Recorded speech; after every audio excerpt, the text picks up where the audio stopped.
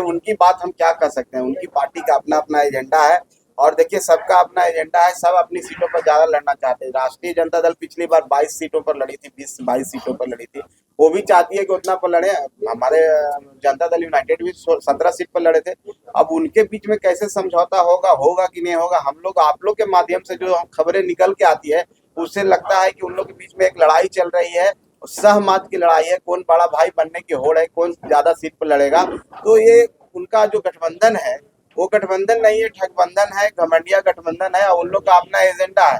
अब माननीय प्रधान हमारे मुख्यमंत्री जी प्रधानमंत्री के रेस में आना चाहते हैं, कैंडिडेट बनना चाहते हैं। उनके दूसरे पार्टी वाले यहीं के गठबंधन के लोग चाहते हैं कि इनको संयोजक बना के किसी तरह से मुख्यमंत्री का पद इनसे ले लो और अपने किसी एक व्यक्ति को मुख्यमंत्री बना दो। तो ये लालच भरा गठबंधन है, और इस लालच भरा गठबंधन में कौन पीछे से घात लगा के क्या करना चाह रहा है अभी तक हम लोग को तो समझ में नहीं आ रही, आप लोग को समझ में आ रही है। लेकिन हम इतना जानते हैं ये गठबंधन चलने वाला नहीं है। अंत में देखिए ये गठबंधन टूट जाएगा बहुत जल्द, आपको 10 दिन के अंदर में नजर आ जाएगा। सब बिखर जाएंगे और बिखर के सब अलग अलग थलग पड़ जाएंगे, क्योंकि ये खो ही नहीं सकते हैं। अब कितना देर उनको, जिनकी बहुत 26 तरह की विचारधारा है, 26 तरह के लोकसभा के प्रधानमंत्री के कैंडिडेट हैं, 26 लोग हैं।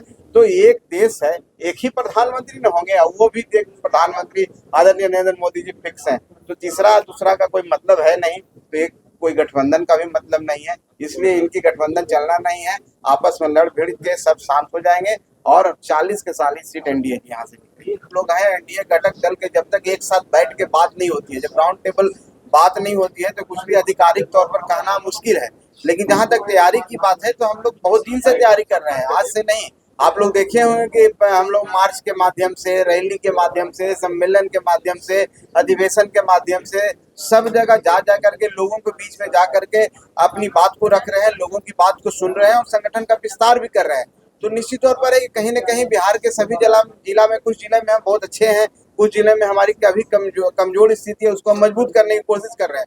तो उस बिना पर अभी हम कह सकते हैं कि 10-12 लोकसभा क्षेत्र ऐसे हैं जहां हम ग्राउंड स्तर पर, बूथ स्तर पर तैयारी कर चुके हैं। लेकिन इसका मतलब ये नहीं होता है कि आप निकाल दें कि हम 12 जगह चुनाव लड़ने की इच्छुक हैं। ये तभी संभव है जब हम देखेंगे, बैठेंगे, सभी साथी बैठेंगे, भारतीय जनता पार्टी के सभी साथी बैठेंगे, जो एनडीए घटक दल के सभी साथी बैठेंगे, और जब हमारा कहीं पर स्थिति मजबूत होगी, हमारे पास प्रत्याशी होंगे जो अच्छे होंगे, तो निश्चित तौर पर हम लोग को सम्मानजनक समझौता और सम्मानजनक सीटें मिलेगी। लेकिन अभी सीटों पर कोई बात नहीं हुई है, इसलिए आधिकारिक तौर पर मैं इस बात को नहीं कर सकता।